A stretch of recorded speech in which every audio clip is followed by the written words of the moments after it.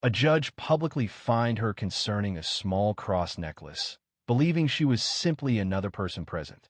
However, when she rose and spoke, the entire courtroom became quiet, and the subsequent events left even the bailiff astonished. Alana Merriweather did not go to the Rutherford County Courthouse, anticipating conflict. She went to support her younger cousin, Deshawn, who'd been arrested following a routine traffic stop that had escalated into a considerably larger matter. She requested a day of leave from work, chose a navy blue blouse, slacks, and flats. The outfit was simple and understated, yet respectful. A delicate gold chain with a small cross hung around her neck. It was not ostentatious, barely noticeable unless one looked closely. Someone did notice. The courtroom was full. It contained people awaiting their turns, lawyers reviewing documents, and deputies positioned along the walls.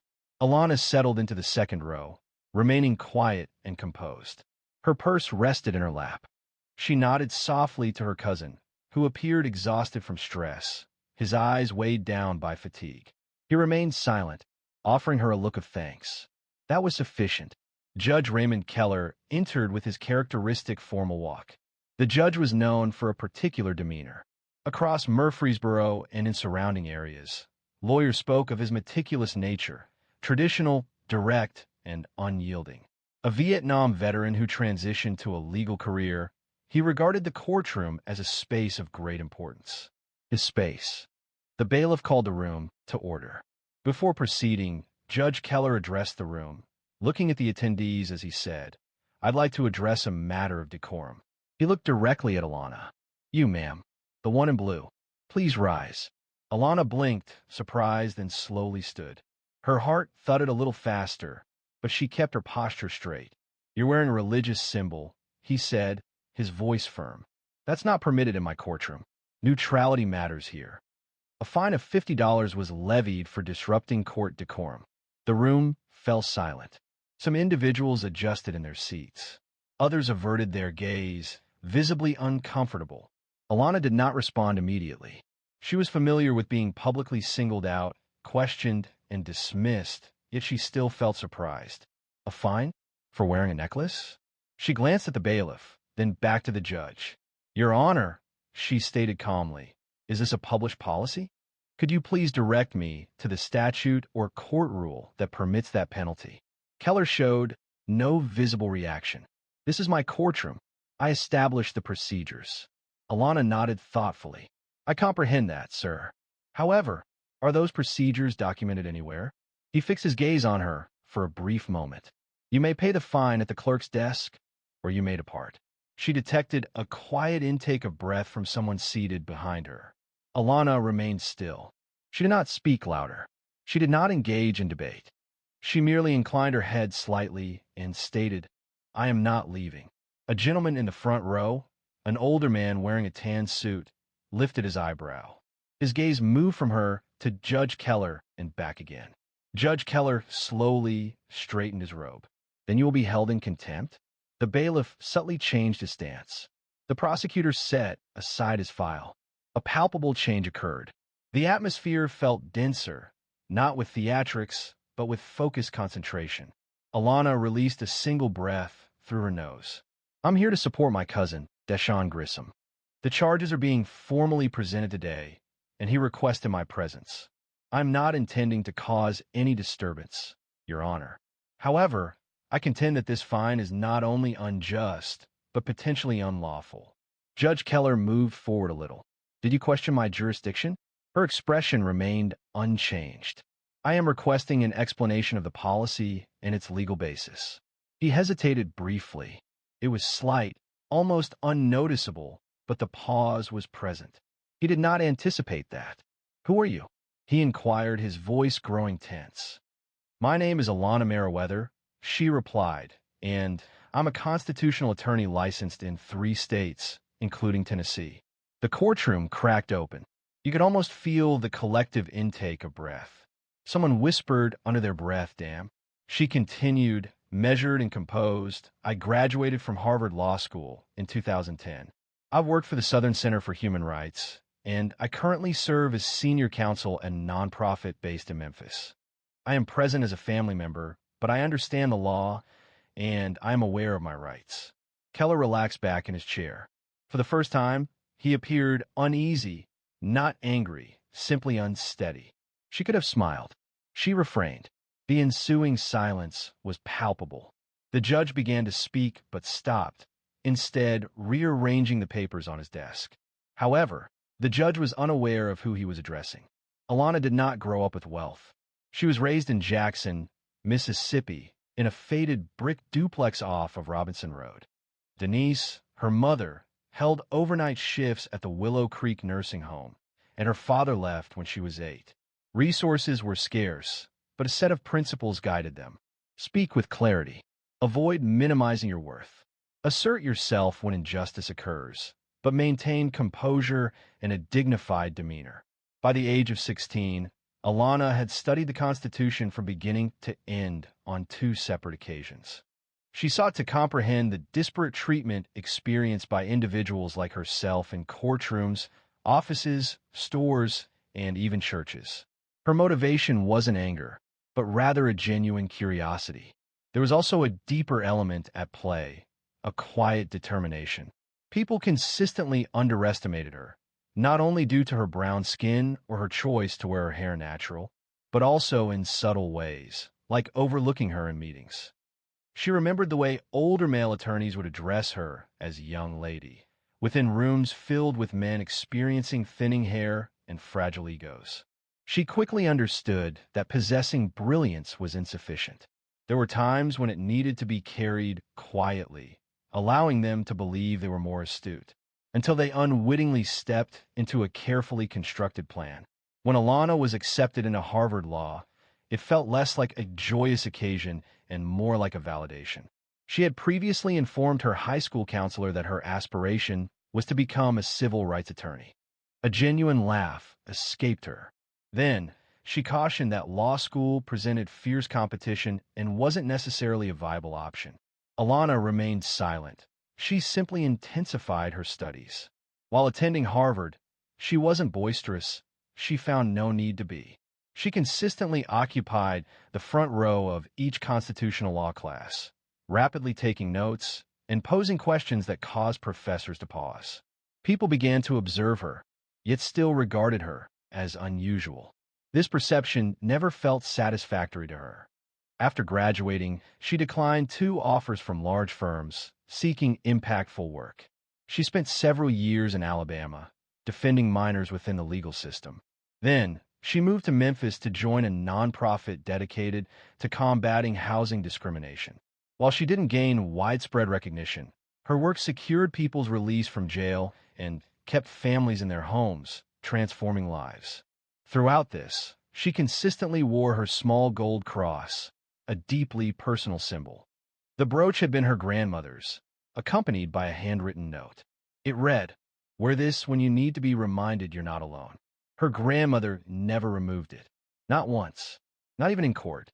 Therefore, when Judge Keller singled her out, calling her out as if she were a disruptive teenager in detention, it didn't unsettle her. It evoked memories of the instances she's experienced being looked at and not truly seen. They never anticipated her. They anticipated the boisterous one, the angry one.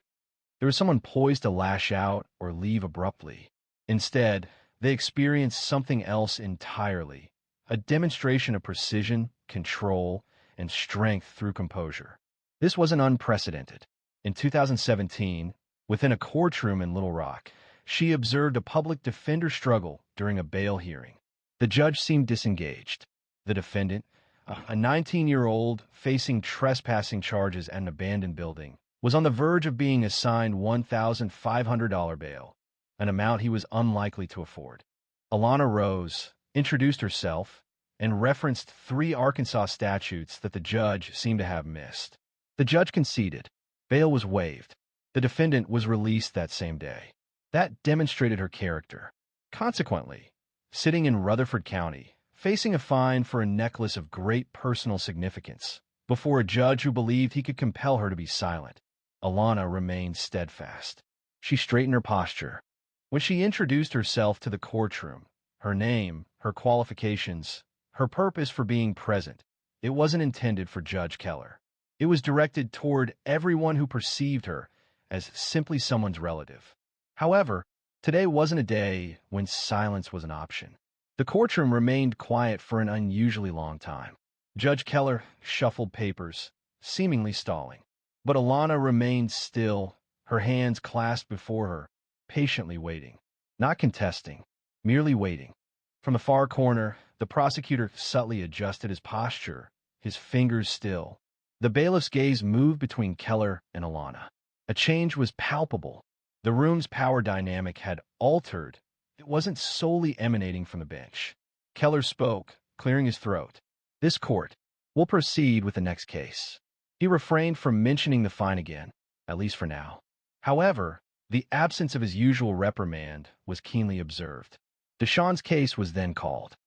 He remained standing, still wearing the wrinkled button-down shirt from county lockup.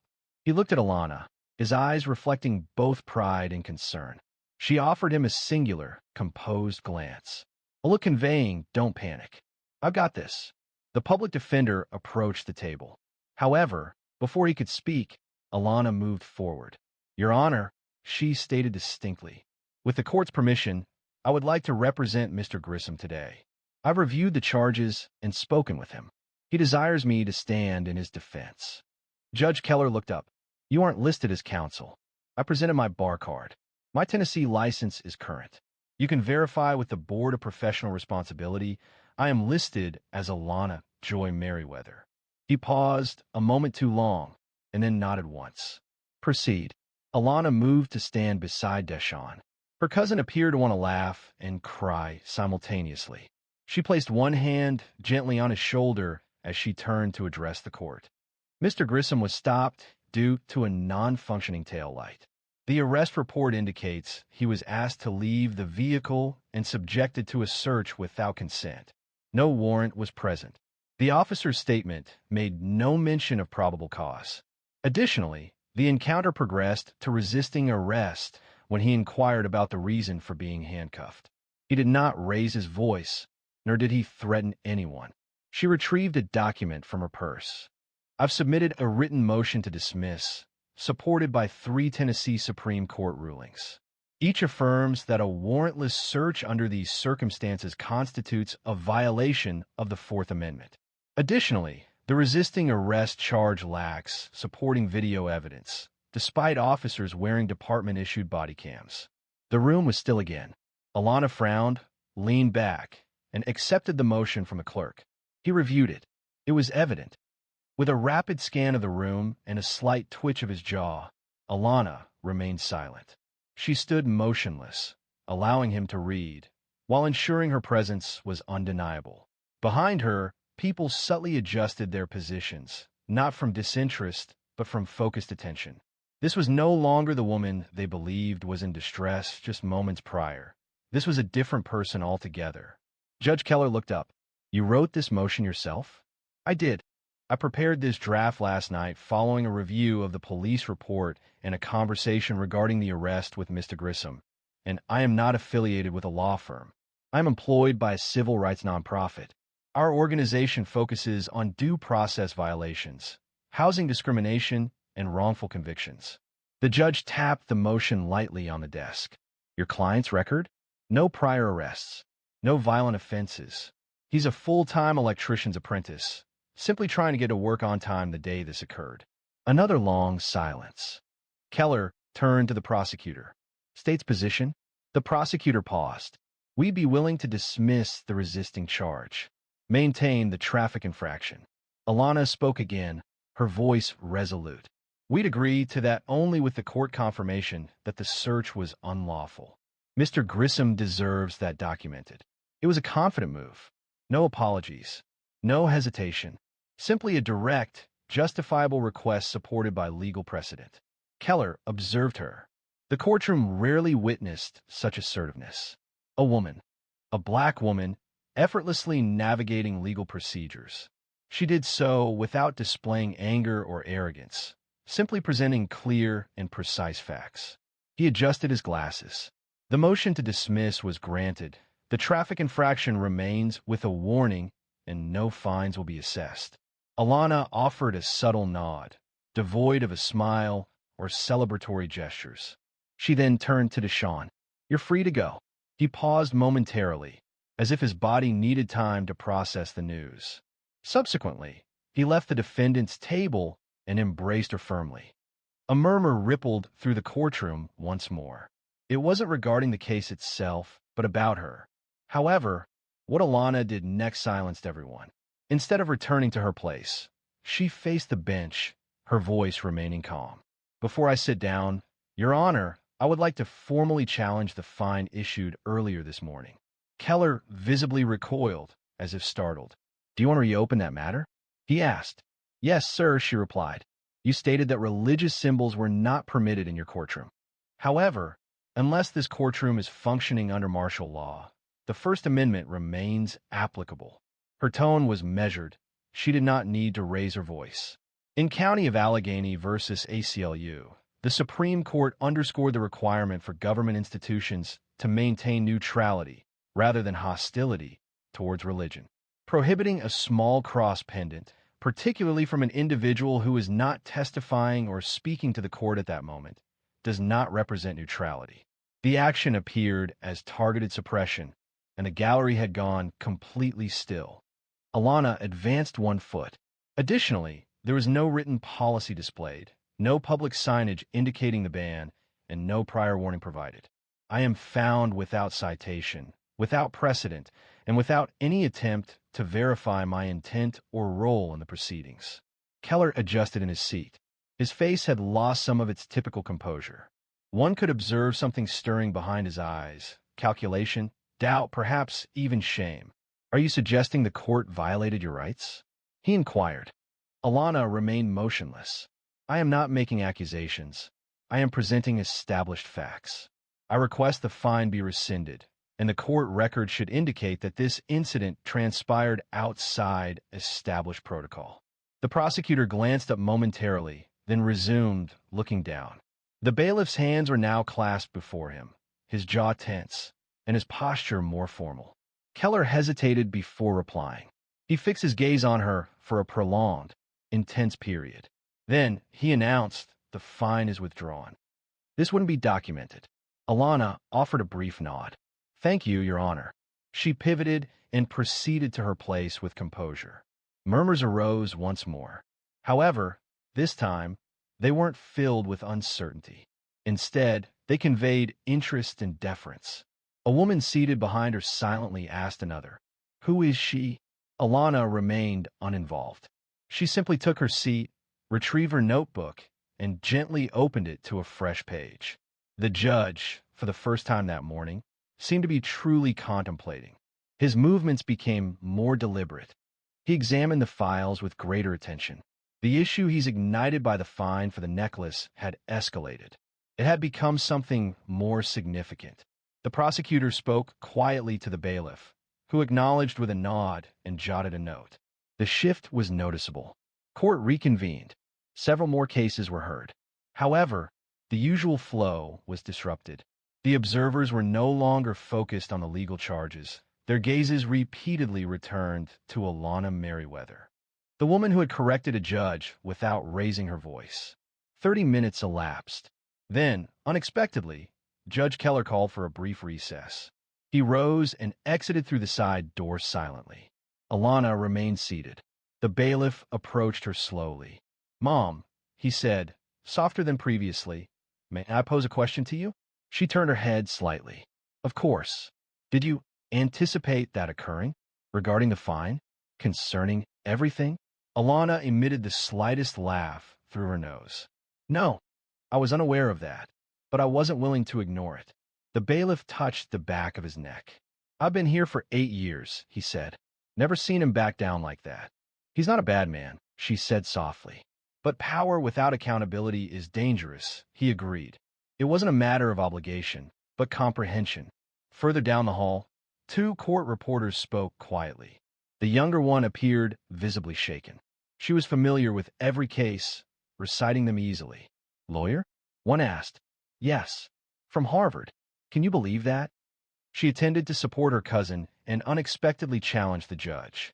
The courtroom observers expressed disbelief. However, Alana felt no sense of triumph. She found no pleasure in undermining someone. Her purpose wasn't to shame Keller. She simply sought justice. When it was lacking, she created it herself, carefully and deliberately. Yet, a subtle shift began to appear in Judge Keller's gaze. Upon his return to the courtroom, Judge Keller seemed altered. His posture lacked its previous rigidity. He appeared unchanged in stature, simply quieter. No longer seemed a man attempting to maintain authority, but rather someone attempting to grasp how he relinquished it without awareness. He took a seat, adjusted his glasses, and proceeded to the next case. Even his voice had diminished in tone. It was subtly altered, almost imperceptible to an ordinary observer, yet Alana recognized it. She had witnessed this previously. Men in positions of influence struggling with a reality they resisted acknowledging. That they had transgressed a boundary, and someone unanticipated had retaliated. As the courtroom emptied and people moved towards the exit, Keller remained seated on the bench, his gaze fixed forward.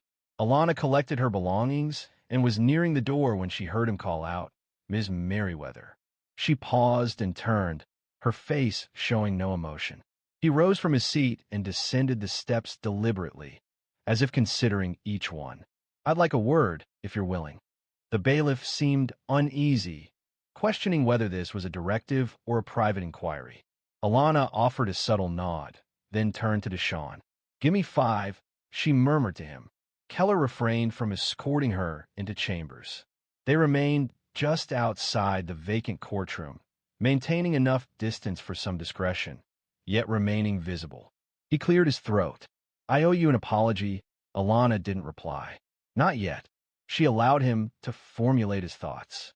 "I formed an assumption," he proceeded, "an inequitable one, regarding your intentions, regarding your position. I was mistaken," she responded gently, but without resentment. He lowered his gaze. "That's the difficulty, isn't it? One shouldn't need to be." Another pause. "I have dedicated 32 years to that bench," Keller stated, "and I have valued order, structure, neutrality. But you help me understand, occasionally what we consider neutral is simply convenient for those already in power." The statement impacted him more profoundly than anticipated. Alana simply looked at him, maintaining steady, respectful eye contact. There was no trace of ego, only honesty in her silence. "I don't expect forgiveness," he stated, "but I will say this. I won't forget today." Alana offered a slight nod. "That's all I hoped for." She prepared to leave, but he called out to her one last time. "If you're ever back in Murfreesboro, I'd be honored to hear you argue again." That element genuinely surprised her. "I hope not to need to," she replied, a hint of a smile playing on her lips. They both understood the unspoken meaning behind her words. The sun had risen higher, and the heat was intense. Deshawn stood near the sidewalk, looking at his phone. He brightened when he saw her. "What is that?" he asked, astonished. Alana shrugged, retrieving her keys from her purse. "Just a small civics lesson." "Seriously, you confronted a judge. In his home." She gave him a look. "Don't make it sound heroic. I didn't go there to fight. I want to hear what he had to say." When someone attempts to diminish your importance for reasons related to your identity, you face a choice. Remain silent or voice your perspective. Deshawn leaned against her car, nodding slowly. "I swear, if I didn't know you better, I'd say you rehearsed that," I remarked. She laughed. "I didn't, but maybe I should start writing it down." At that moment, a local reporter from the Murfreesboro News Journal approached, holding a voice recorder and a notebook. "Ms. Merriweather?" Alana turned. I observed what unfolded. "Our readers would likely appreciate hearing your perspective. Would you consider an interview?" She looked at Deshawn, then returned her gaze to the reporter. "Let me consider that." The reporter offered her a card and stepped back. "You prompted considerable thought today. Such occurrences are infrequent in court." As I walked toward the car, Deshawn remarked, "They will discuss this, you know." Alana shrugged again. "Let them, however." What transpired outside the courtroom held equal significance. As Alana and Deshawn arrived at his apartment complex on the west side of Murfreesboro, his phone was constantly buzzing. Calls, texts, and even direct messages flooded in. A cousin in Chattanooga had already learned the news. A friend from high school had sent a screenshot of a local news blog displaying the headline: Attorney silently dismantles courtroom bias. Judge withdraws fine, dismisses case. Deshawn looked at her, his eyes wide. It's already on the internet? Alana offered a small smile. I mentioned to you, people discuss events, particularly when expectations aren't met. She did not seek recognition. Not currently. Not in the past. However, there were occasions when being noticed wasn't a decision. It was a consequence of acting correctly when the option of remaining unnoticed wasn't available. Afterward that evening, she was at her kitchen table, drinking tea, the small cross necklace still on her collarbone. Her inbox contained numerous messages, some from familiar people, others from unknown individuals. Several legal blogs had already published summaries. A user on Twitter had shared a clip from the live stream, adding the caption, "This is how you correct injustice," without ever raising your voice. However, Alana wasn't paying attention to any of that. She was considering a statement from Judge Keller. What we often consider neutral is simply convenient for those already wielding the authority. That observation resonated with her. She recalled her childhood, holding her grandmother's hand during evening church service. The pastor's words resonated. Sometimes the loudest thing you can do is not shout. It's stand. Initially, it seemed like a poetic statement. Now it felt genuine. The following day, she returned to her position at the nonprofit office in Memphis. Her colleagues did not alter their behavior toward her. There were no celebratory balloons or enthusiastic applause. Instead, one of the interns presented her with a file and requested she review a housing complaint by noon. She appreciated the normalcy of it. Information still circulated, even without her direct involvement. A week later, she received a call from the Middle Tennessee State University Law Department. They were planning a community forum concerning courtroom ethics and bias, and a member of their board had recommended her as a speaker. She nearly declined. Nearly. Then she recalled the courtroom, the shift in people's gaze when they recognized her as an individual, and how many others remained voiceless, awaiting someone to advocate for them. Consequently, she consented to participate in the forum. 14 days later, a pastor from a church in Smyrna contacted her. He requested that she address their youth group regarding the law, its true meaning, its protective function, and how it can be applied equitably if individuals understand how to ensure its accountability. She accepted the invitation. She continued to agree, not due to enjoying the focus, but because the narrative was no longer solely hers. It belonged to all who had ever occupied the rear of a courtroom and considered, "They won't hear me." She had never shared this with Keller. However, that day had also altered her. She frequently reflected on him. She questioned whether he retained that moment within his memory as she did. If he ever observed someone in his courtroom differently afterward, perhaps with increased consideration, perhaps with a touch more humility. She hoped so. One Friday afternoon, as she was leaving the office, she noticed an envelope affixed to her door. It bore no name and no return address, only her name typed neatly. Inside was a brief note that read, "Ms. Merriweather, I've revised the courtroom conduct guidelines. Religious attire or symbols, unless disruptive, will no longer be penalized." That was all. There was no apology. No signature appeared beyond the initials. Yet it was sufficient. She folded the note and placed it within her grandmother's Bible. Alana Merriweather didn't seek recognition. She desired equity. Certain narratives briefly capture attention before fading. Others resonate deeply, altering perspectives, even without direct interaction with the individual who initiated that change. For Alana Merriweather, that courtroom moment represented not a culmination, but a segment within a more extensive narrative. A narrative encompassing decisions largely unseen by others. For instance, staying up all night to assist a tenant contesting an unlawful eviction. Dealing with late-night calls from worried mothers whose sons were detained without bail. Or traveling 3 hours to a courthouse in Jackson simply to observe a judge who was reported to be unfairly treating defendants with limited financial resources. She made no introductions. She simply observed, documented her findings, and waited for discernible trends to emerge. When questioned about her composure and restraint in the face of disrespect, she consistently replied, "I know what I carry." She didn't need to demonstrate its weight to show it was heavy. That courtroom didn't alter her. It simply reinforced why she selected this profession initially. Not for recognition, not for retribution, for respect.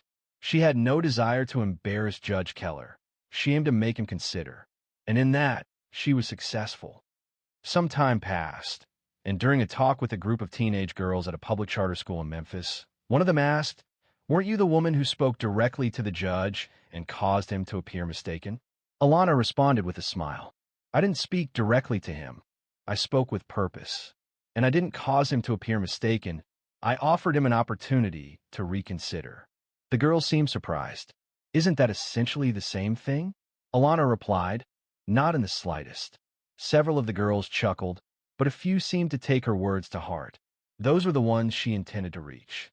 She continued, "The goal isn't to win arguments.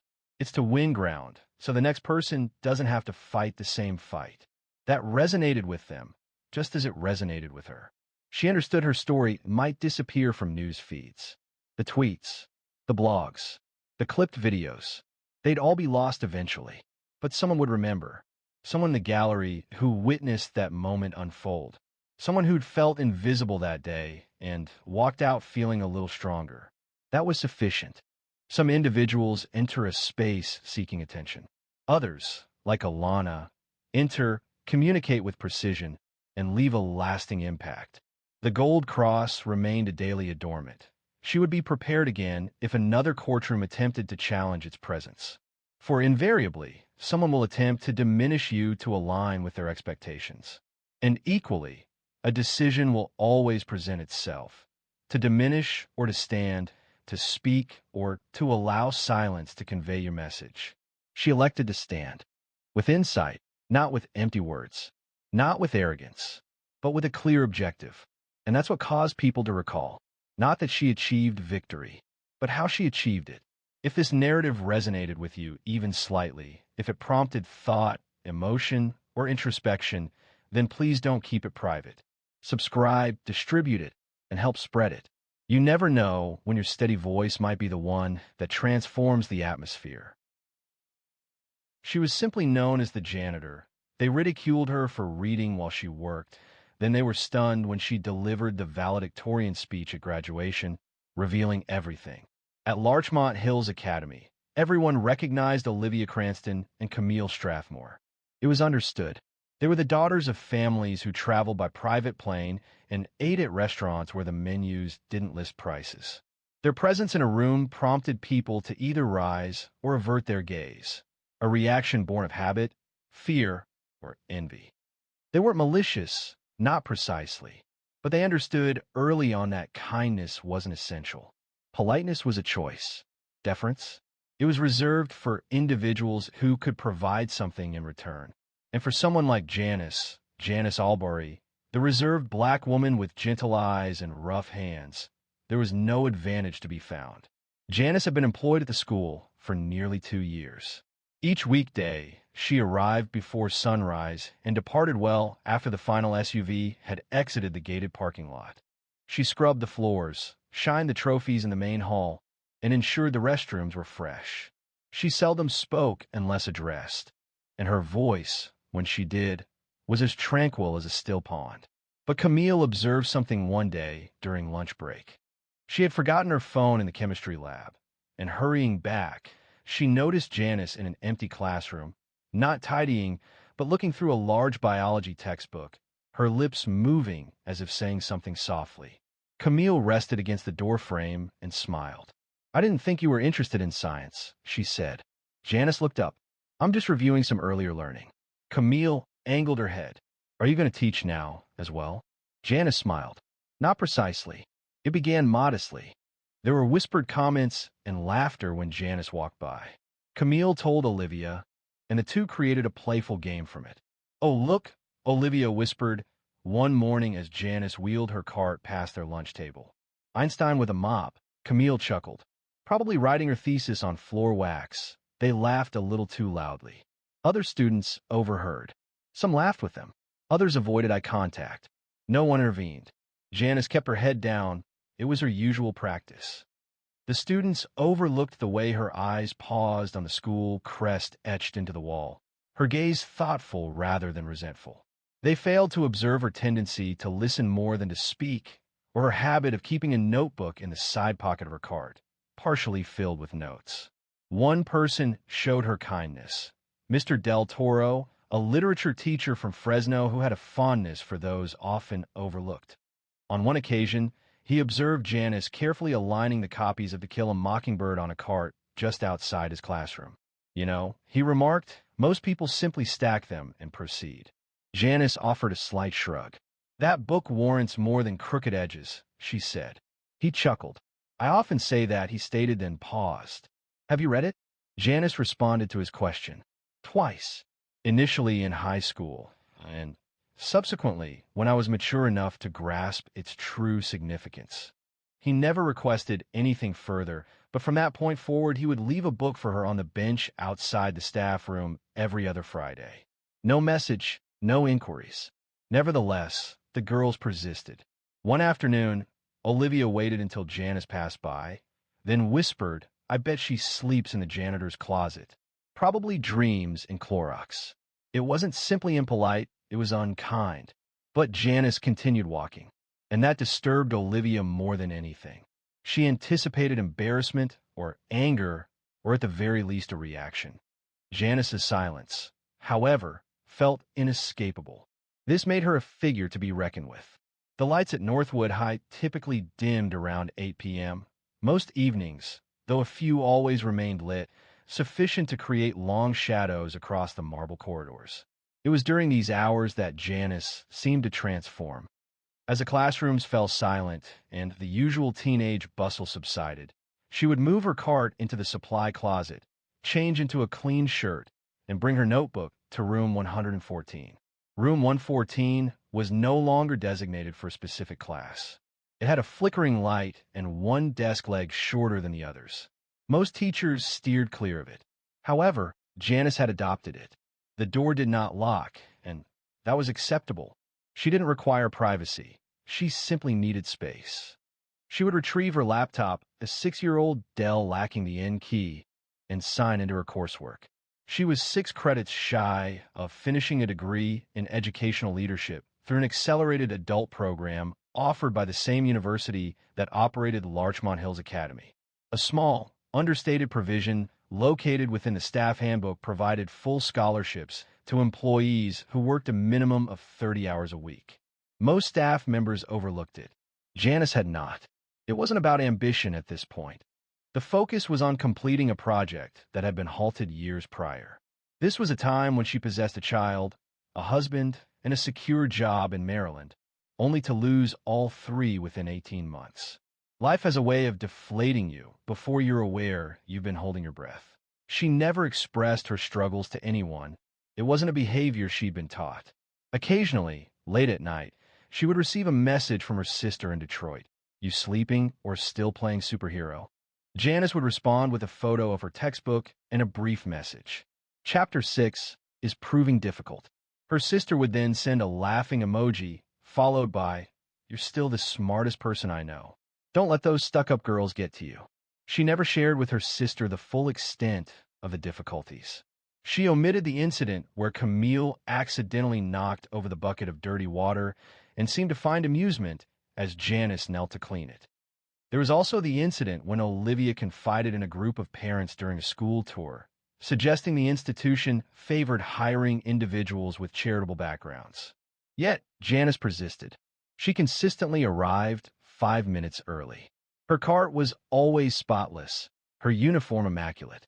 She possessed patience but lacked innocence. Her understanding of the school's customs surpassed that of the students. Beneath the refined wooden interiors and carefully selected diversity pamphlets, there existed a decay. Not everyone, naturally, but sufficiently pervasive to permeate the atmosphere.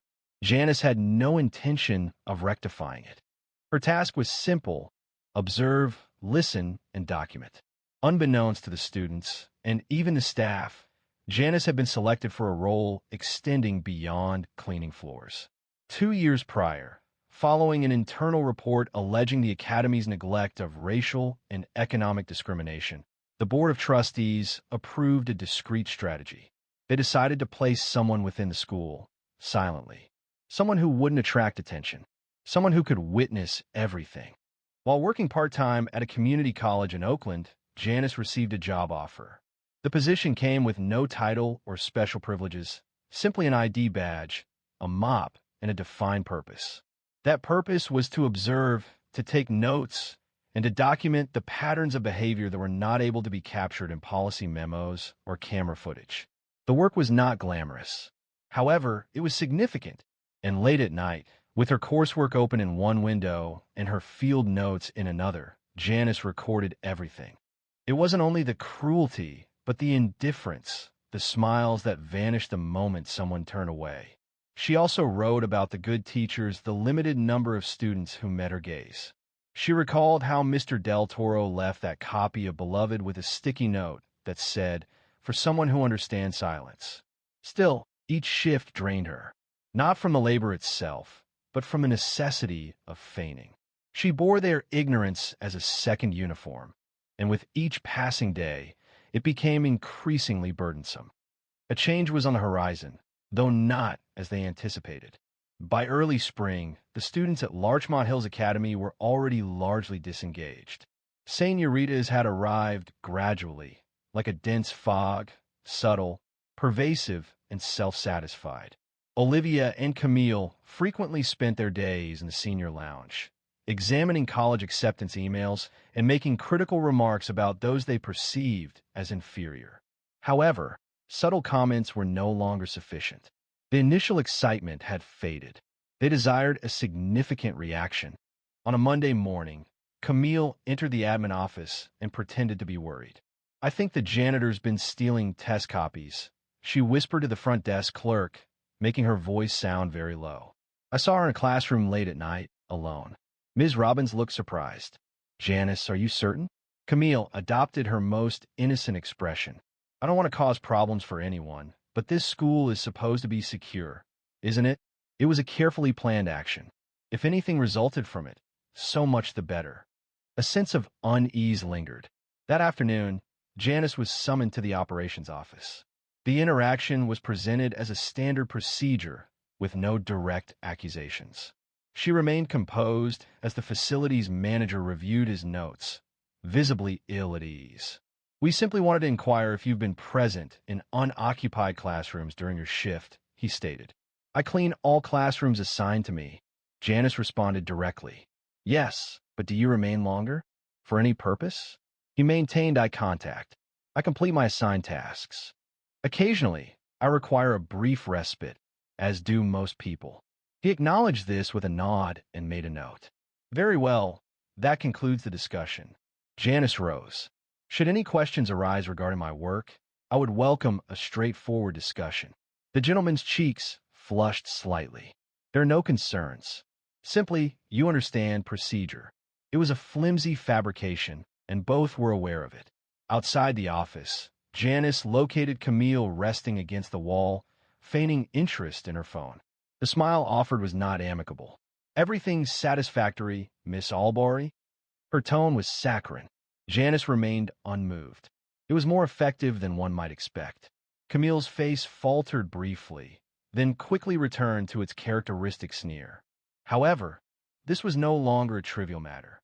Camille and Olivia had matured observing individuals evade consequences. This fostered their confidence and impulsiveness. 2 days elapsed before Olivia planned a further incident. She let a silver necklace fall near the janitor's closet and then dramatically announced its disappearance from her locker during lunch. A small crowd assembled.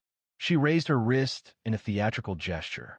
"I'm certain I had it in there earlier today," she declared. "I suppose it could be lost permanently," Camille observed.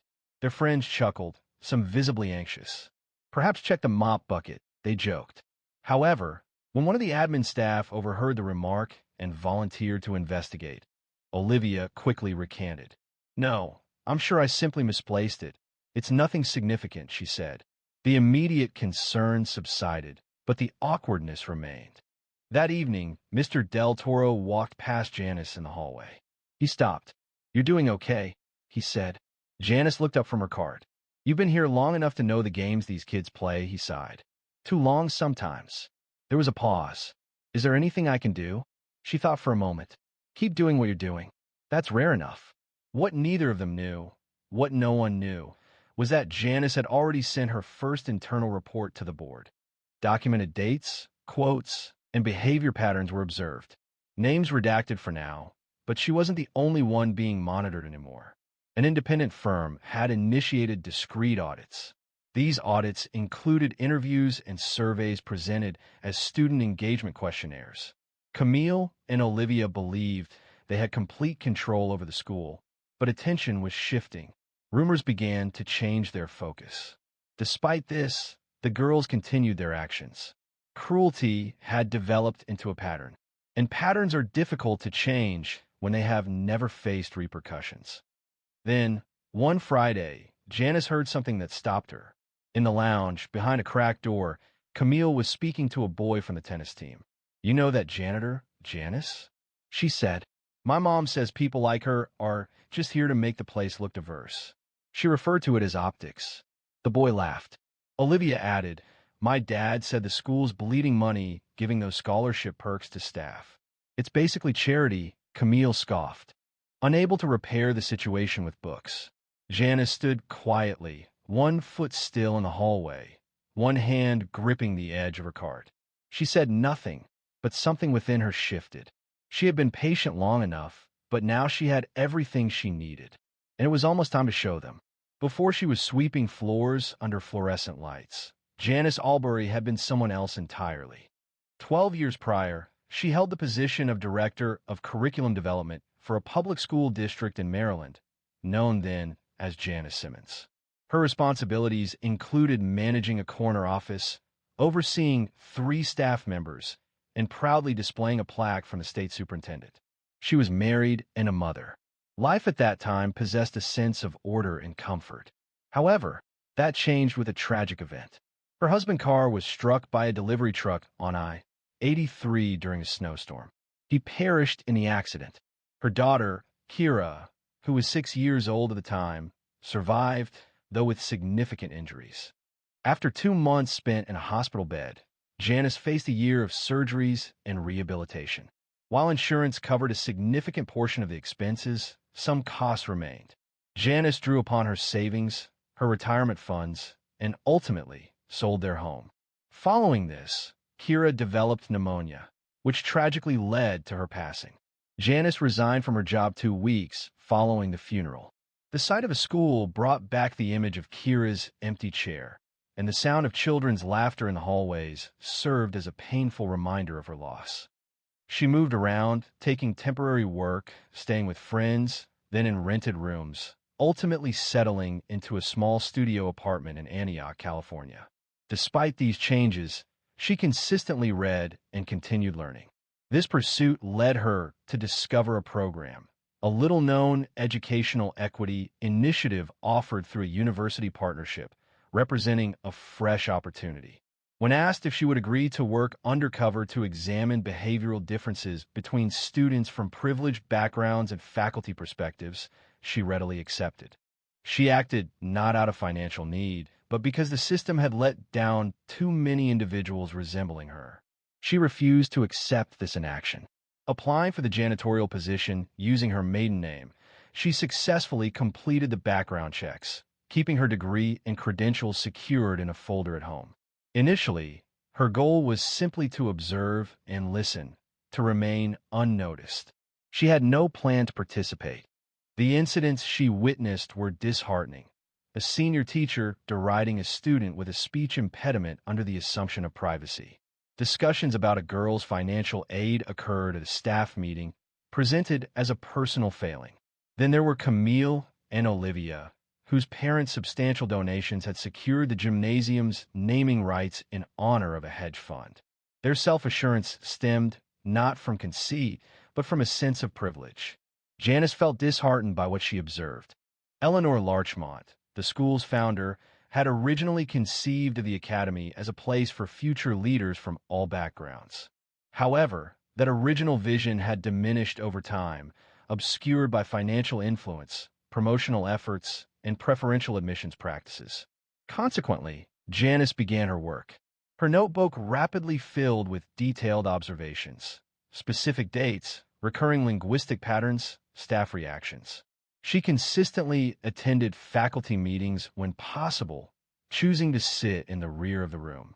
She posed inquiries that prompted discomfort among those present. She took on committee assignments that others avoided. Steadily and carefully, she became the source of information the board required. And during evenings, as the halls became vacant, she studied. She wasn't simply observing, she was revitalizing herself. Each finished module advanced her progress toward that second degree. Each submitted essay felt like rediscovering a part of the woman she once was. During one evening spent reviewing a case study about institutional gatekeeping, a particular sentence caught her attention. It stated that genuine authority doesn't proclaim itself, it waits to be recognized. She emphasized this line with underlines. Graduation was approaching rapidly, just 3 weeks away. She had finished the program without drawing much attention. Her grade point average ranked her among the highest in her group. The board had previously approved her to address the audience. Camille and Olivia continued to walk through the halls with an air of confidence, unaware of what was about to unfold. The faculty, too, were on the verge of a realization that learning extends beyond the classroom. Janice had observed them for 2 years. Now, she was poised to step forward, taking the central position, and they would be completely surprised. That morning, the sky above Antioch was clear, excessively bright considering the anxiety some individuals brought into the Larchmont Hills Academy auditorium. Families occupied the seats, proud parents filled with anticipation and clutching phones, surrounded by flowers, ties, and costly perfume. The scene appeared flawless. Camille Strathmore wore a champagne-colored stole that her mother had flown in from France. Olivia Cranston had her hair professionally styled before dawn, her makeup applied to endure the entire day. They smiled for photographs, laughed with joy, and stood with the grace of young women who'd been raised to believe the world was within their reach. Behind the scenes, Janice remained still in her black robe. There were no embellishments, no unnecessary details. She declined the academic award the committee presented, stating she had no need for it. What she desired was a single moment, just one, and that moment had arrived. The dean, Dr. Leonard, approached her, holding a program. "Ready, Ms. Albury?" She met his gaze. She had been prepared. He offered a restrained smile and returned toward the podium. Camille and Olivia did not even look at her as they passed by in their elegant gowns. It was understandable. She was unnoticed once more, simply an element of the surroundings. The ceremony commenced as it always did. Names were announced, families applauded, and speeches were delivered. The school's jazz trio performed something gentle and unremarkable. Subsequently, Dr. Leonard approached the microphone. "As we approach the end of this year's commencement, we have a particularly noteworthy announcement, one that, intentionally, has remained private until this moment." Students adjusted in their seats. Parents moved closer. Even faculty appeared puzzled. This year, the Board of Trustees authorized a confidential academic pilot program meant to enable working staff at our institution to pursue higher education with complete anonymity. The program demands both academic excellence and professional integrity of the highest order. Camille glanced at Olivia. Olivia showed a frown. Murmurs began behind them. Dr. Leonard proceeded. "We are pleased to announce that the highest academic honor this year goes not to a student you might have learned alongside, but to someone many of you overlooked." He paused, then stated distinctly, "Please welcome Janice Albury, this year's valedictorian." A stillness hung in the air. Then, with a suddenness like a glass shattering in a quiet room, the news arrived. People turned their heads, their mouths agape. Camille remained motionless, her expression rigid. Olivia blinked, then attempted a laugh, only to find herself laughing alone. Janice proceeded, deliberately to the stage. Her movements were controlled, her posture upright. She avoided looking at the assembled group until she reached the podium. Then, she surveyed the audience slowly, her gaze finally fixing on Camille and Olivia. Following this, she began to speak. I arrived at this school with a mop in one hand and a question lingering in my thoughts. Her voice resonated, strong and clear, without any doubt. I found myself questioning the true nature of this institution. Beyond the official statistics, the promotional materials, and the presentations, I wanted to determine if respect was readily available here, or if it was something that needed to be gained only by those who possessed the appropriate attire, footwear, and family names. The auditorium was completely silent. I dedicated countless evenings tidying up after those who spoke negatively about me. And when they observed me reading a book or attending a classroom session after hours, they mocked. She paused. However, my focus extended beyond mere reading. I was observing, studying, not solely to earn a degree, but to uncover solutions. She turned slightly toward the faculty, and now I possessed them. Students surveyed the room, adjusting in their places. Olivia's expression remained inscrutable. Camille clutched her program firmly, her knuckles white. Janice lifted her chin. I stand here today, not just as your valedictorian, but as a reflection of the very things that Elmwood High claims to stand for: growth, opportunity, and truth. But she hadn't revealed everything yet, and what she said next would change the room forever. You could hear a cough from 3 rows back. A chair creaked. A phone buzzed quietly against someone's hip, but no one moved to check it. A hush fell over the room as people leaned in, anticipating Janice's next words. She proceeded deliberately, taking a drink of water, briefly reviewing her notes, and neatly folding them. Then, she raised her gaze. I'm sure some of you are wondering how I came to be here. She began, gesturing to her robe and the podium.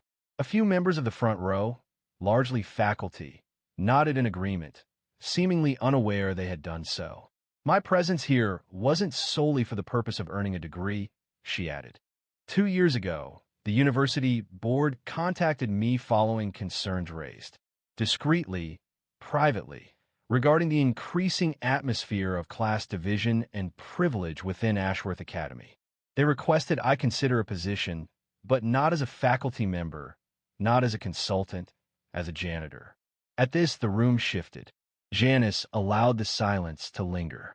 My purpose was to observe. Away from executive suites and scheduled gatherings, I observed. In the corridors, the athletic facilities, the classrooms buzzing with after-hours conversations where students felt safe to speak openly, believing they were unobserved. I was attentive. A woman among the parents visibly expressed discomfort. Over a period, I noted seemingly minor incidents. Yet, these minor incidents accumulated. I saw how some students treated those they perceived as outsiders. I noticed how the lack of intervention from adults permitted that behavior to escalate, and how some of you, who should have been more informed, chose to ignore it. She looked toward the staff. Some of you were aware, and you remained silent. The words struck with force. Camille's mouth felt parched. Olivia had ceased breathing through her nose.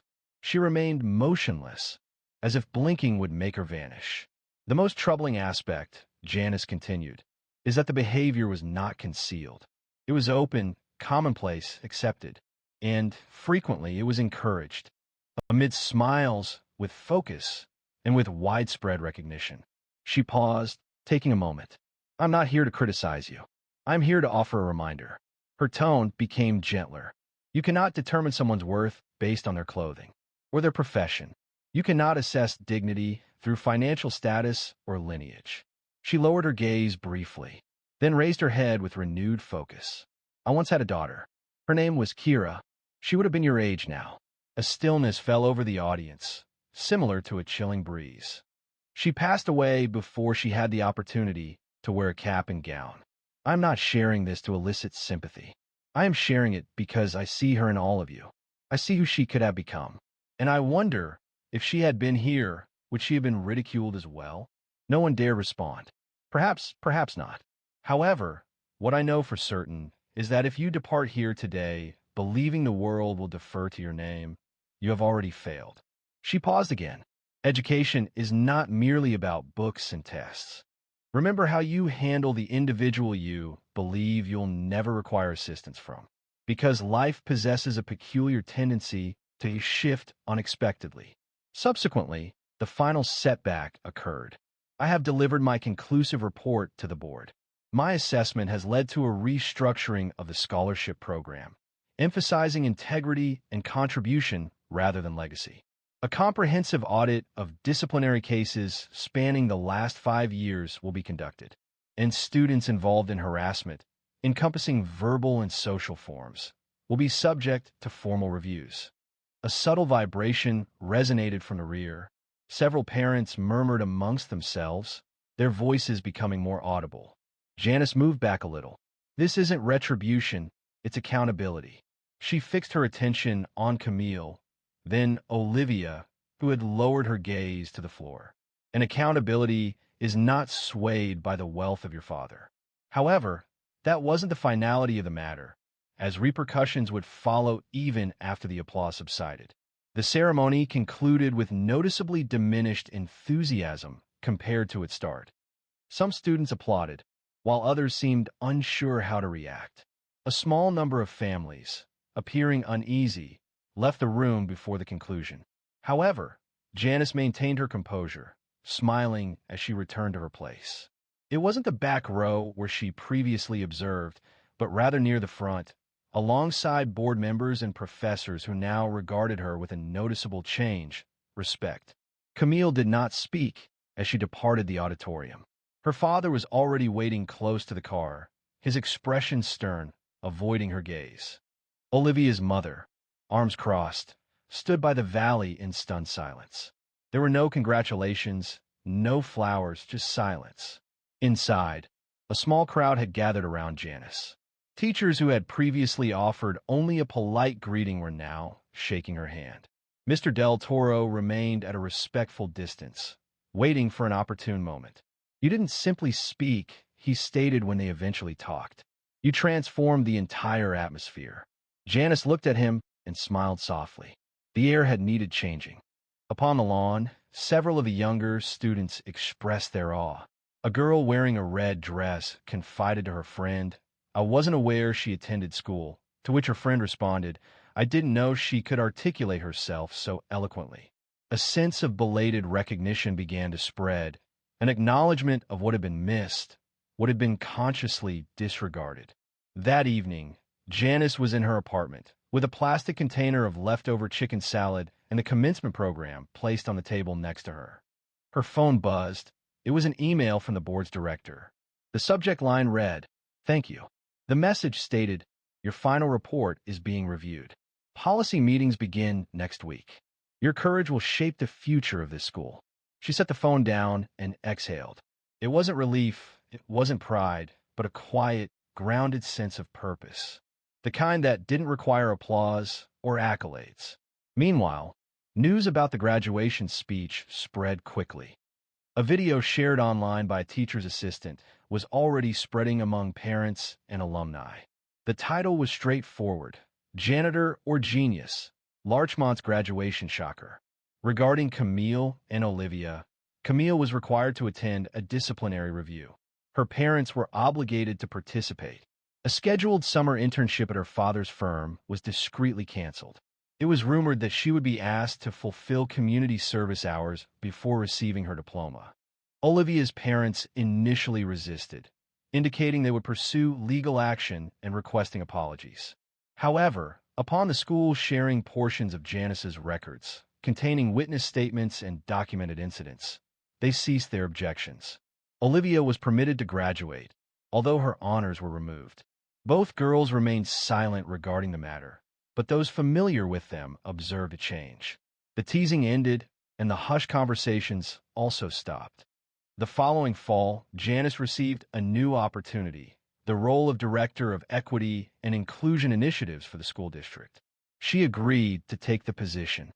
On her final day, as she walked the halls with her cart, she placed a sticky note on the supply closet door.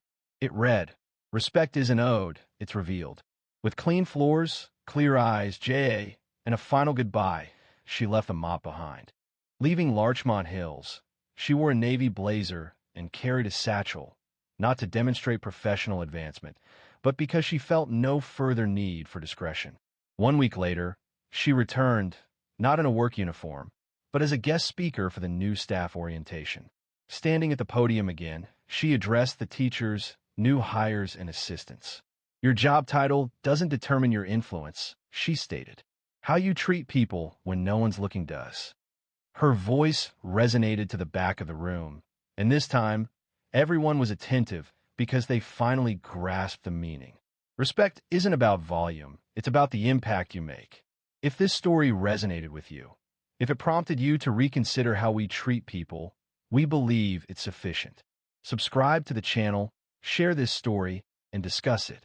The world would benefit from more individuals with qualities similar to Janice's, and it's valuable to remember that the most reserved person present could impart the most significant lessons. 2 adult men were laughing at a young woman attempting to work out. The gym was full, but no one intervened. That is until Terrence spoke up and caused everyone to stop ignoring the situation. The familiar scent of sweat and rubber filled the air. Dumbbells made a clunking sound, treadmills vibrated, and a few early gym-goers strained through their exercises with headphones on. It was a little after 7 a.m. at Ironworks Fitness in Knoxville, Tennessee. A typical Tuesday for many, but for Terrence Roy, it was leg day. Leg day held a special significance. He was finishing up wiping down the leg press when he noticed her.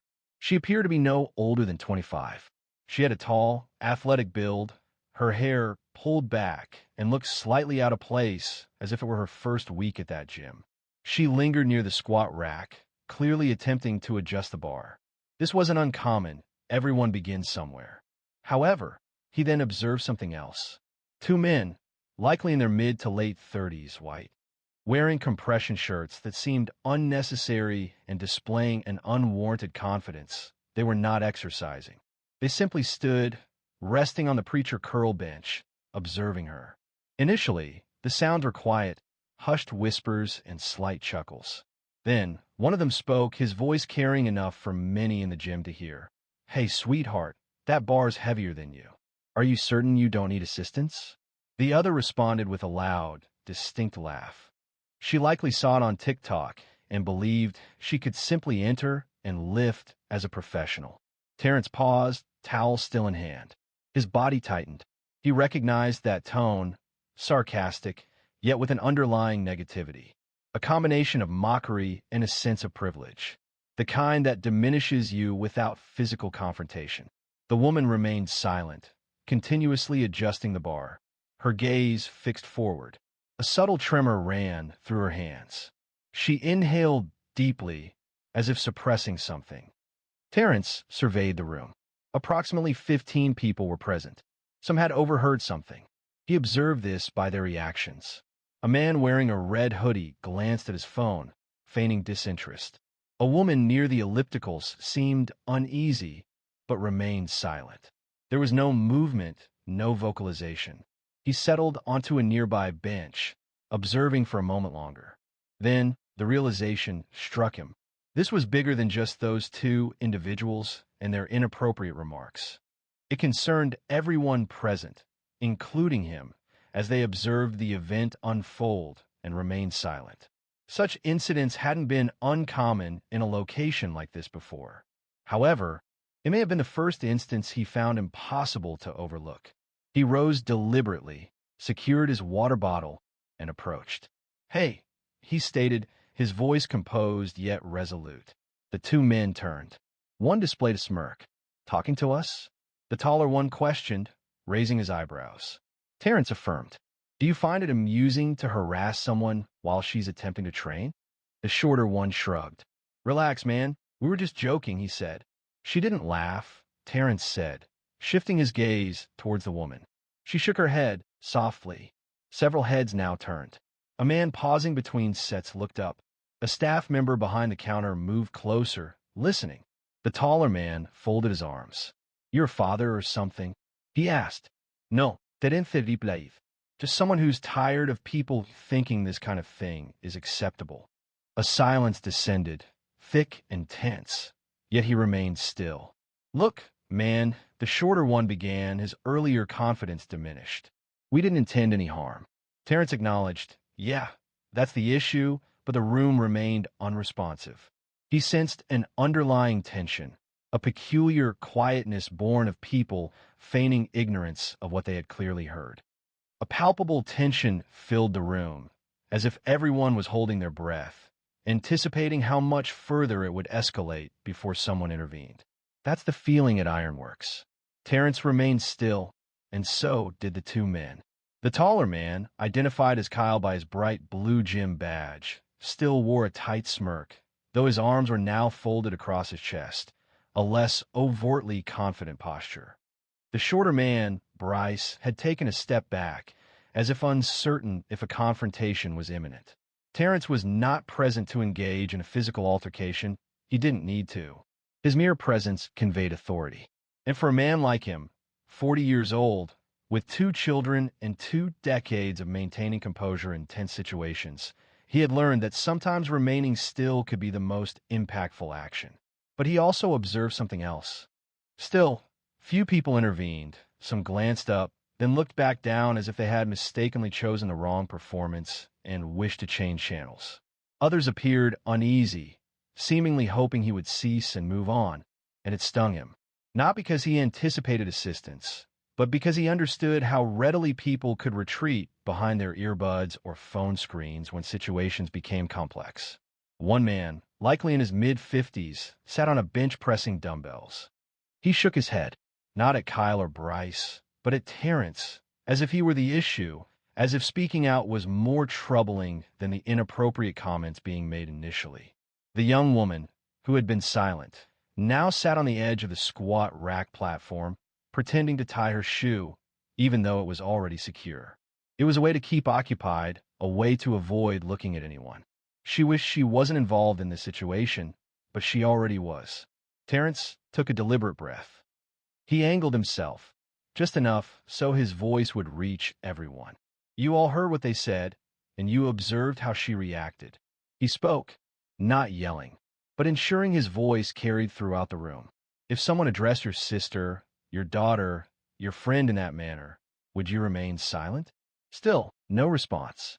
Kyle appeared to be about to speak, as if he had a clever retort prepared.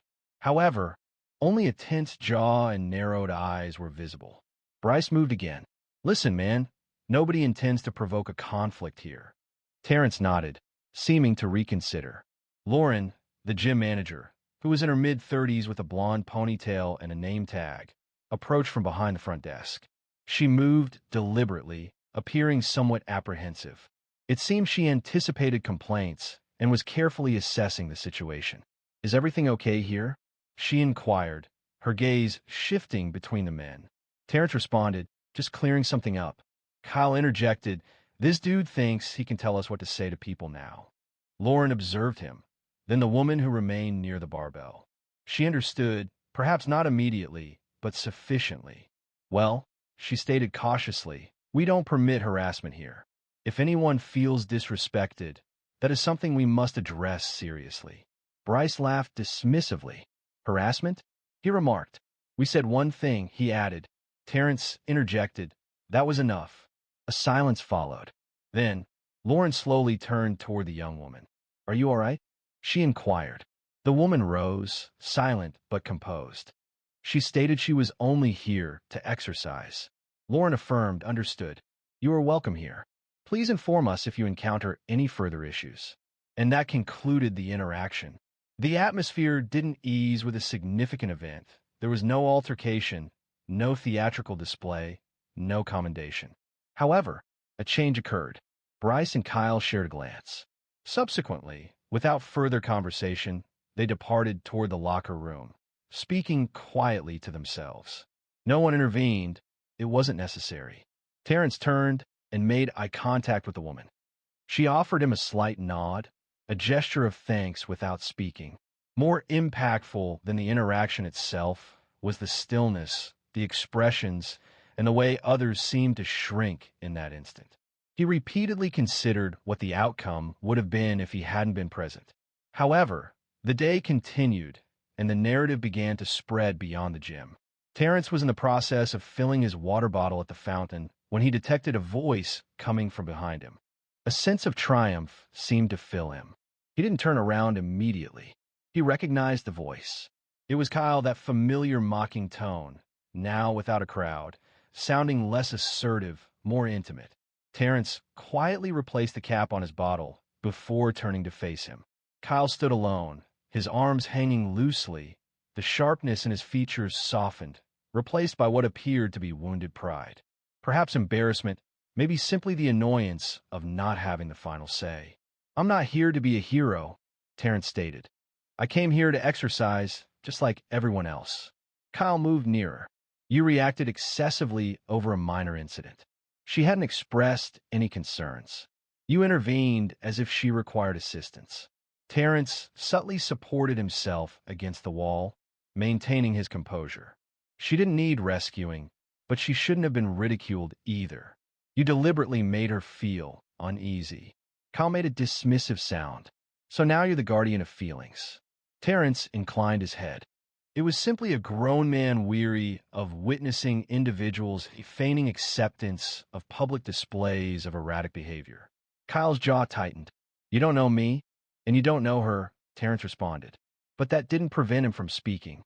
There was a pause, a genuine one, where Kyle remained motionless, blinking, as if a portion of him wasn't accustomed to anyone challenging without shouting or striking.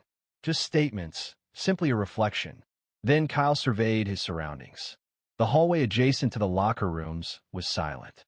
Just them and the low hum of a treadmill belt nearby. "You people always got to make it racial," he muttered. Terrence felt it. That shift, that old tired line, meant to flip the blame, meant to derail. He kept his voice steady. "You brought race into it when you thought she was an easy target. You thought nobody would say anything. That's not on me." Kyle didn't answer. "I've been in places like this all my life," Terrence went on, "and I know when something's just a joke." When a situation arose involving asserting dominance, Terrence remained silent. Then Kyle exhaled sharply and mumbled, "Whatever, man." As he turned towards the locker room, Terrence observed him leave, then subtly shook his head. It wasn't a reaction of anger, nor of triumph, but of understanding. He had no desire to cause humiliation. He didn't require a public victory. The crucial aspect was that he had been heard, that Kyle, even if unwilling to acknowledge it, recognized it. And at that moment, a voice spoke behind him, quieter this time. It was the young woman. She had changed her shirt, with her hoodie pulled halfway over her head. "Thank you," she said, her voice almost a whisper for saying something. Terrence gave a small smile. "You're welcome. I didn't know what to do," she added. "I just froze." "That's okay," he said. "You don't owe anyone a reaction. That's the thing nobody tells you. Sometimes just making it through moments like that is enough." She nodded. "I'm Janelle," she said to Terrence. They shook hands. "Do you come here often?" she inquired, with a slight amusement at how predictable it seemed. "3 times a week," he stated, "in the morning before work." She responded with a smile. "It appears I will begin arriving early as well." Then, she proceeded towards the exit. There were no tears, no dramatic display of emotion. Simply a moment of quiet understanding between two individuals who now had a shared experience. However, as that phase concluded, another development had already begun to unfold beyond the gym's confines. By the time Terrence arrived home that evening, the children were already partially through dinner. Sonia, his wife, balanced a laptop on her knee while guiding their youngest through spelling homework, as was typical for a weekday. It reminded him that everyday life continues regardless of significant events that occurred earlier. However, the burden persisted as he entered. He attempted to shed it at the gym, to release it while driving. But such experiences don't always remain where they originate. They travel with you, subtly. "How was the gym?" Sonia inquired while serving mashed potatoes for their son, Caleb. Terrence paused. It was peculiar, actually, that prompted her to look up, her eyebrows raised. He recounted everything to her. He presented only the facts, without embellishment or exaggeration, what Kyle and Bryce had said, how no one intervened initially, and how he ultimately did. He described Janelle's reaction, the discomfort, and the ensuing silence. Sonia listened intently, chewing deliberately and maintaining eye contact. Upon his completion, she leaned back and released a breath through her nose. "It's the typical situation," she remarked, not dismissively, but with a weary tone, a recognizable tiredness. "I understand," Terrence responded. However, something about today felt different. "Do you mean the fact that you were the sole person to comment?" she inquired. "Yes, that," and he hesitated. "I observed how many people listened and remained silent. Because that's often the way things unfold," she stated, rising to rinse a plate. "People avoid involvement. They desire to prevent uncomfortable moments. They're apprehensive about speaking up and becoming entangled. Some believe it's not their concern." He nodded slowly. "It shouldn't be typical," he thought. "It shouldn't," she replied in agreement. However, it was later that night, after the children were asleep and the house was still, when Terrence checked his phone. Alerts appeared from a local Facebook group he followed, Knoxville Fit Life Community. A post detailed the event. "Saw something crazy at Ironworks today. A man stood up for a woman being teased by two guys at the squat rack. There was no violence, just a direct challenge, which is commendable." The post already had over 100 comments. Some users expressed praise for the individual. Others inquired about the situation. A few responded with predictable reactions. The complete details are unknown. It seems people are easily offended these days. Humor is no longer tolerated. Terrence did not participate in the discussion. He simply observed it unfold. A short clip was even posted, a shaky, 3-second phone video showing him standing in front of Kyle and Bryce, his back to the camera. A still image depicts a man steadfastly remaining in place. He felt uncomfortable being the focus of attention, not due to shame, but because it diverted focus from the core message.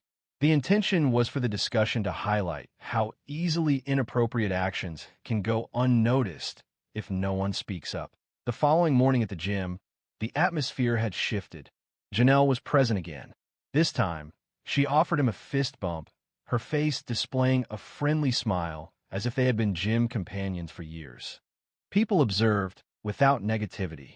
Several individuals nodded in his direction, a gesture of understanding rather than attention-seeking. Lauren, the gym manager, approached him discreetly once he concluded a set. "Hey," she began, "thank you again for yesterday." He turned to face her. "We're experienced previous difficulties," she explained, "with people voicing sentiments they perceive as benign. This time, discussions are occurring about it. Perhaps it will bring about a change. Maybe," he responded. Just as he reached for his towel, a man from the back, appearing to be in his mid-60s, with a wiry build and gray in his beard, approached. "I was here yesterday," he stated.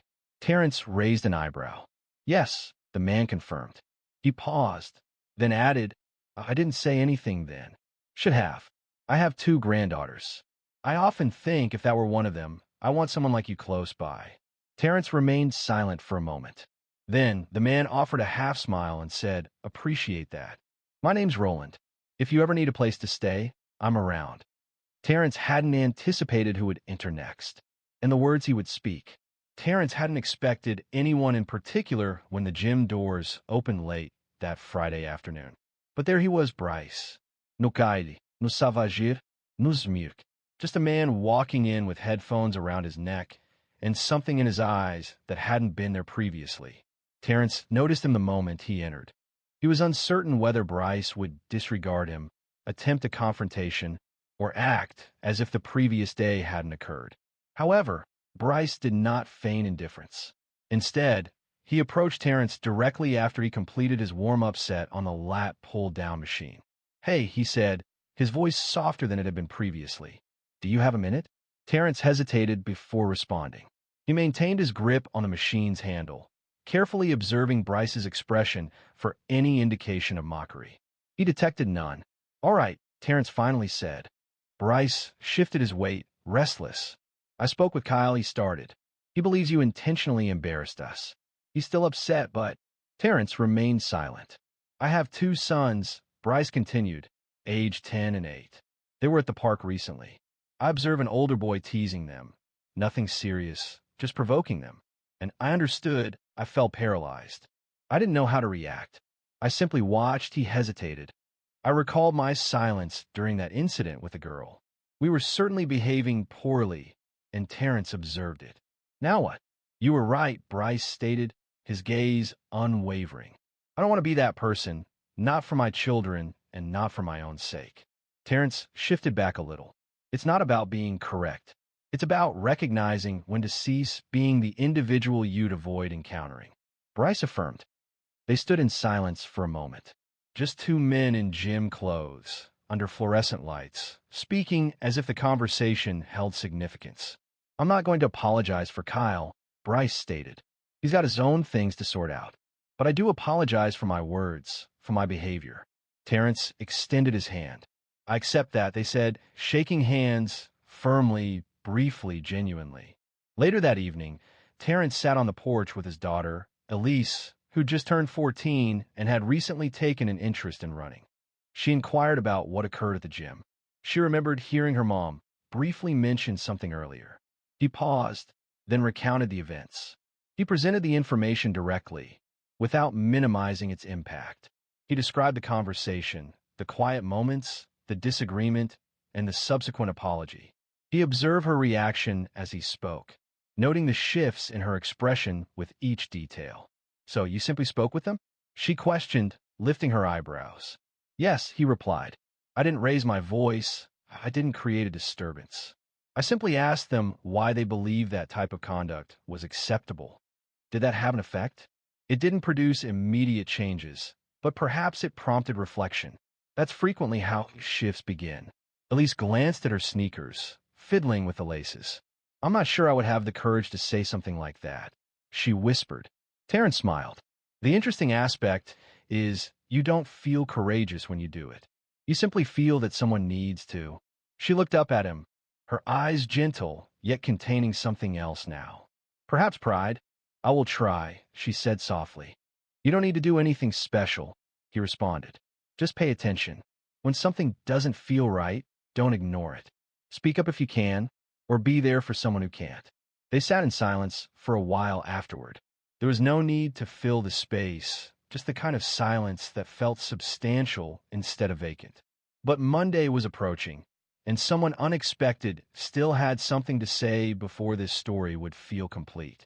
Monday morning began as any other. Terrence parked his usual spot, swiped his gym card at the front desk, and proceeded to the free weights. He anticipated a routine start to the week, nothing out of the ordinary. Then he noticed him. Roland, the older man who had spoken to him a few days prior, was positioned by the dumbbell rack, stretching his shoulders as if preparing for an extensive set. However, today he wasn't in workout clothes. He wore jeans, boots, and a dark jacket zipped up halfway. He wasn't here to train. He was waiting. Got a minute? Roland inquired, glancing up as Terrence neared. Terrence affirmed, and they walked towards the small lounge area near the vending machines. The gym was still, and few noticed them. Roland clasped his hands together, appearing hesitant. I've been considering what occurred, he finally stated. What you did, what you said. Terrence remained silent. Roland added, I'm 66. I've witnessed a great deal in my years. I spent my childhood in Ohio during the 60s. My father owned a tire shop. We weren't wealthy, but we managed. I recall the time the schools integrated. I remember the underlying stress. However, we never discussed it at home, he paused. And because of that lack of discussion, I felt unprepared when difficult situations arose. I would witness events, both at work and around town, and would tell myself, well, that's not my concern, believing silence equated to neutrality. It became clear later that it was not the case. Terrence listened, remaining silent. Roland's voice lowered a little. The day you spoke to those men, I was present. I was 2 benches away. I heard everything. Terrence nodded slowly, and I assumed you noticed. I felt compelled to intervene. I truly did, but I couldn't speak. I remained motionless. He reacted with a shake of his head, and I'm still regretting it. Terrence moved closer. You are here now. That has value. Roland exhaled. I have grandchildren 2 girls and 1 boy. The girls are of mixed heritage. My daughter married a black man, a good guy who teaches 6th grade. I often think about them. If they had been in that gym and someone had spoken to them in that manner, I would want someone like Terrence present, someone who wouldn't remain silent. The room felt different now, not negatively, simply more substantial. I've expressed sentiments in the past that I regret, Roland admitted. I've allowed certain things to go unaddressed that I shouldn't have, but I am striving to improve. That's why I came today, to offer my gratitude, and to assure you that I will speak up in the future. No more hesitation. Terrence finally smiled. That meant more than you probably realize. They shook hands again. This one felt different. Not a gesture of thanks, but a recognition of a new understanding. I might even start working out again, Roland added with a chuckle. Terrence grinned. Start with light weights. Don't go breaking something. They both laughed, and the tension in the air finally eased. Following Roland's departure, Terrence stood near the mirror wall, a towel draped over his shoulder, and observed the room for a brief moment. It was the same gym with the same walls. Yet, it felt altered, not due to any sudden improvement in everyone's abilities, nor because of the eradication of racism, but because of a subtle change. One person spoke, another listened, a third reconsidered their perspective. It wasn't a complete transformation, but it represented a difference. And sometimes, a small difference is enough to initiate progress. Even with everything, the true understanding didn't come until Terrence saw what his daughter posted later that night. It was approximately 9:30 when Terrence finally sat down on the edge of his bed. Shoes kicked off, lights dimmed, the soft hum of the hallway fan in the background. Sonia was reading, legs curled under the blanket, her glasses sliding down her nose. He grabbed his phone to check a few messages before bed, and that's when he saw it, a new post from Elise. He clicked. It was a selfie. An ordinary picture, her hair pulled back, no filter, wearing her school hoodie. But it was the caption that stopped him. My dad stood up for a stranger this week. He didn't yell, he didn't throw hands, he just spoke up. And that was enough to make people think, including me. I used to believe keeping quiet made you neutral, but I was wrong. Silence has side. I hope I'm brave like him when it matters. Terrence stared at the screen, not because he was surprised by the message, but because it was so confident and direct. It had come from his teenage daughter, the one who used to feel anxious requesting ketchup from a server, the one who once cried when she had to recite a poem in front of her class. And now she was sharing words like that publicly. He glanced at Sonia and gave her the phone. She read it quietly, then smiled without looking up. You seem to notice she's observing your actions, don't you? Terrence sighed. I'm mostly just attempting to make it through the week. She responded, setting the phone down on the nightstand. You're managing better than that. He reclined, gazing at the ceiling, allowing the feeling to linger. Everything that transpired in the last few days, Kyle, Bryce, Janelle, Roland, Elise, all began with a single choice. Not a significant one, not a sensational one. Simply a decision to speak instead of remaining silent.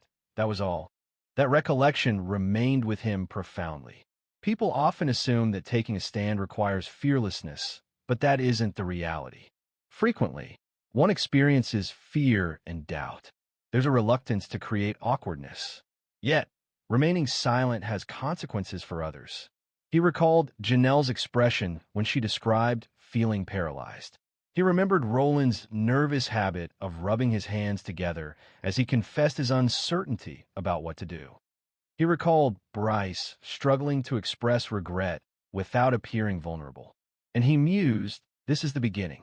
Not with elaborate pronouncements, not with online condemnation, but in tangible locations with genuine individuals who opt for the somewhat more challenging course of action. The subsequent morning, Terrence paused in his vehicle within the gym parking lot prior to entering, not to prepare himself, simply to contemplate. Afterward, he retrieved his phone and composed a message. It wasn't intended for widespread dissemination. The goal wasn't validation, it was simply sharing a truth. Significant impact doesn't require a grand gesture. It involves acknowledging injustice and speaking out, regardless of fear or isolation. That's where progress begins. He published the message and exited the vehicle. It was another Monday, another workout, but with a feeling of lightness he hadn't experienced previously. Many people have experienced moments similar to those described.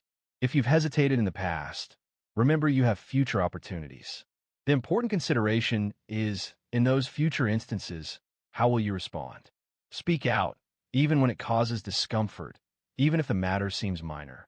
Because remaining silent may preserve your ease, but it won't safeguard another's dignity. And someone close to you may be awaiting a voice such as yours. Should this story have struck a chord, please share it and leave a comment. Don't forget to subscribe, as we have additional stories exploring the true meaning of doing what's right.